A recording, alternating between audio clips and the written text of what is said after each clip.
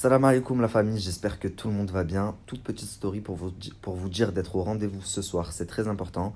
Vous vous doutez bien, on va parler de Marc et Nadé, on va parler de Jazz et Laurent, et on va également parler de Fidji et Dylan, puisque Fidji a fait une action qui ne m'a pas du tout plu. En attendant, moi je file à mes rendez-vous, j'ai 2 rendez-vous assez importants, et je vous dis à ce soir. C'est magnifique, regardez. Là, on a le Burj Khalifa juste là. Mais dommage qu'il y ait des parasites qui viennent vivre ici. Ils ont sali la ville, je te jure. Attendez, mon mari est là. La famille, j'ai une dame qui vient me voir. Elle me dit mon mari te déteste. J'ai fait une tête. Salam la famille. En fait, mon mari, tous les soirs, je rentre au travail, il est artisan, il a son compte. Et tous les soirs, on a 2 enfants. J'ai un grand de 10 ans et une petite d'1 an et demi. Et quand je rentre le soir du boulot à 19h, Il aime pas que vous regardiez mes snaps. je rentre à 21h30, il a une déclaration à son compte. Et je lui dis, dépêche-toi, je vais coucher les enfants, j'ai fait tous les soirs. Mon Dieu, c'est ton deuxième mari ou quoi là? Il me dit, j'en ai marre, La famille. Avant de rentrer dans les vifs du sujet, je voulais vous parler de quelque chose. Depuis ce matin, à ma grande surprise, j'ai beaucoup de gens qui viennent me voir, qui me demandent des photos, qui me reconnaissent, et ça me fait trop plaisir, sachant qu'on est quand même à l'autre bout du monde. Mais quelque chose qui revient beaucoup, c'est on me l'a sorti 2 fois ce matin quand même. Oui, ça fait 2 semaines que je te cherche partout, t'as plus Snap, alors que ça fait quand même 1 semaine que j'ai récupéré un Snapchat. Donc voilà, c'est juste, je voulais rebondir là-dessus. Il y a encore malheureusement beaucoup de gens qui ne savent pas que j'ai récupéré Snapchat. À la fin de ma story, mais vraiment à la fin, je vous mettrai le Snap code, partagez-le à fond. On va pouvoir enfin rentrer dans le vif du sujet. Bon, la famille, parlons peu, parlons bien. Du coup, je vous ai dit il y a quelques temps que Marc et Nadé, c'était terminé, même si vous voulez garder la face. Wesley les a virés, Magali les a virés. Les quelques placements qu'ils faisaient sans les agences, ils les ont virés aussi. À côté de ça, tout le monde s'est rendu compte de leur vrai visage. La seule chose qui manquait, et je voulais pas aller jusque-là, mais ils m'ont cherché, c'était la prison, les mettre vraiment dedans jusqu'au cou. Et aujourd'hui, je peux vous dire que ça va arriver. Et je vous le dis de source sûre. Donc, bien sûr, la justice, ce n'est pas Twitter. Ils ne vont pas rentrer en prison demain. Par contre, ça va aller très vite, surtout maintenant que je suis là. En l'occurrence, ils ont violé beaucoup de lois et ils le savent. Aujourd'hui, vous m'avez envoyé quelques messages en me disant « Regarde, elle fait un placement de produit ». Non. Ce lisseur lui appartient à elle. Le site internet lui appartient à elle. Plus personne ne veut qu'elle fasse de placement de produit pour elle. Et vu qu'elle se sent douillée et qu'elle a...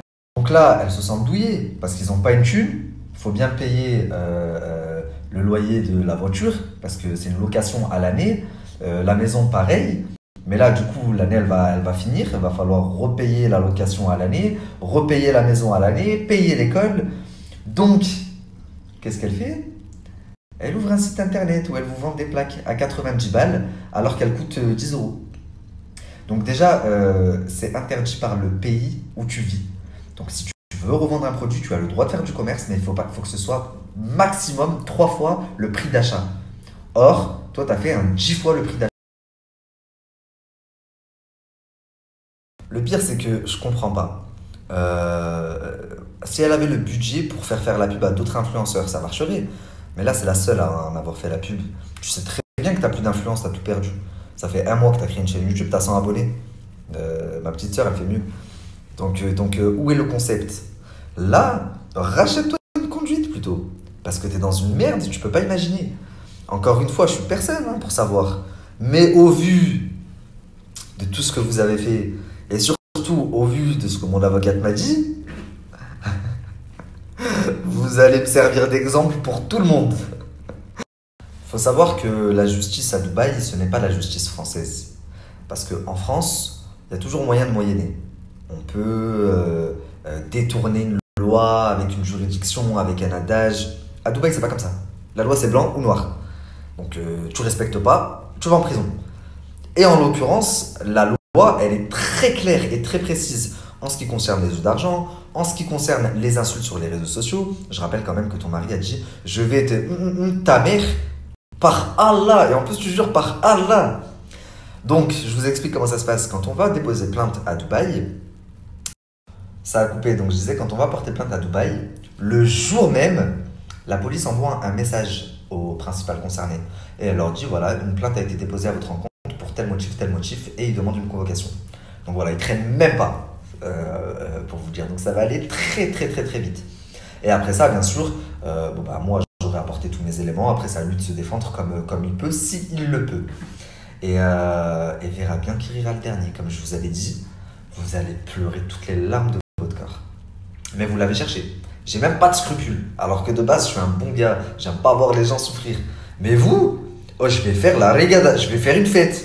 Oh Allah, je fais le sadaqa. Le jour où vous rentrez en prison, je fais le sadaqa, les gars. C'est bon? Rappelez-le moi. Avec tout le mal que vous avez fait à la communauté musulmane, je parle même pas du mal que vous m'avez fait à moi, je m'en fous. Le mal que vous avez fait aux mères, aux sœurs, aux gens plus démunis, aux gens plus faibles, qui ont encore moins de moyens que vous. Avec tout ce mal-là, mais la fête qu'on va faire quand vous allez rentrer, ça y est, le manège il touche à sa fin. Mais ça, vous le savez, vous, même si vous essayez de montrer la face. Les seuls soutiens que vous aviez, ils se sont désolidarisés. Jazz, elle peut plus te mettre dans sa story. C'était ton seul soutien. Tu te sentais plus parce que tu étais avec Wesley. Team Wesley, t'allais le voir à son hôtel. Il t'attège. Il t'attège. Comme Magali Berda. Vous allez faire quoi maintenant? Comme je t'ai dit, Jazz, elle est partie acheter une maison en Italie. Nabila à Los Angeles. Toi, tu vas faire quoi? Tu vas faire quoi? Vas-y, dis-moi. Bref, si même vos potes se désolidarisent, si même votre agence vous lâche et se désolidarise, c'est parce qu'elle sait que vous allez tomber et que du coup, ça peut avoir des répercussions sur eux. Donc, ils préfèrent vous lâcher avant. Et ça, vous le savez, c'est pour ça que vous avez la haine. D'ailleurs, en parlant de votre pote, qui est vite partie en Italie parce qu'elle pensait que j'arrivais le 20. Donc, Jazz, j'ai dit à son agent que j'arrivais à Dubaï le 19 ou le 20. Et devinez quoi? Le 20, elle a pris un avion et s'est cassée en Italie. Et elle, qui d'habitude aime montrer ses vacances et sa fortune et regarder, elle se fait bien discrète. Bien discrète. Mais ce que tu sais pas, Jazz, ça ne changera strictement rien. La plainte est posée, pour les paris sportifs et pour toutes les règles que vous avez violées. Il va bien falloir que vous rentriez un jour à Dubaï. Donc ta réaction est ridicule. À moins que tu ne rentres pas et que tes potes t'expédient tes affaires et qu'ils te rejoignent là-bas. Mais tu vas devoir de rentrer, que je sache. À ce moment-là, tu régleras tes comptes. D'ailleurs, je vais vous apprendre une nouvelle. Je ne pouvais pas vous en parler avant, mais je peux maintenant vous en parler. Alors écoutez bien. La famille, vous vous rappelez tous, et vous êtes tous venus me voir en me disant oui, Liberty Play appartient à Jazz. D'ailleurs, ils ont pris un procès par Apple et du coup, ils ont été obligés de fermer, etc. Et je vous ai dit non, Liberty Play n'appartient pas à Jazz. Et j'en ai pas dit plus. Pourquoi? Parce que j'étais en train d'enquêter. Et je vais vous dire ce que j'ai appris. Et croyez-moi, je pense que vous allez être choqués. Donc, après avoir fait mon enquête, je me suis aperçu de plusieurs choses cheloues. Il faut savoir que les patrons de Liberty Play sont les mêmes patrons que les plaids que la GLC Family font que de vous mettre là tout le temps, que vous trouvez à Amazon pour quelques euros et qui revendent à 60 euros. Les rétroprojecteurs, vous savez, les rétroprojecteurs blancs et jaunes, là, pareil, que vous trouvez à quelques euros et que eux vous revendent à 150 euros. Une autre entreprise encore, enfin bref, ils sont patrons de beaucoup de produits que vous connaissez déjà.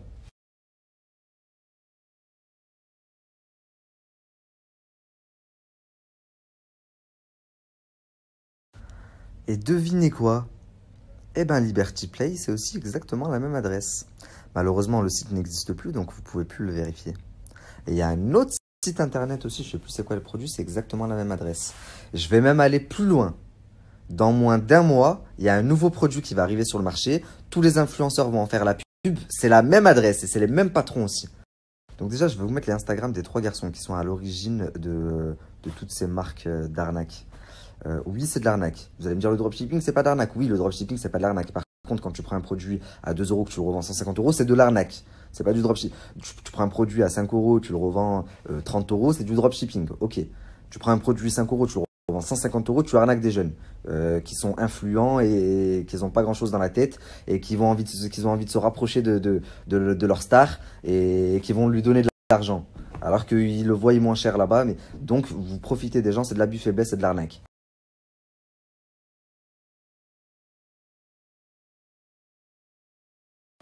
Donc, lui, c'est le grand patron. Il fait tout pour rester caché, pour que personne ne sache que c'est lui qui est derrière tout ça. Il vit ici, à Dubaï. Ok. Ensuite, il a un associé. Je vais vous mettre son Instagram.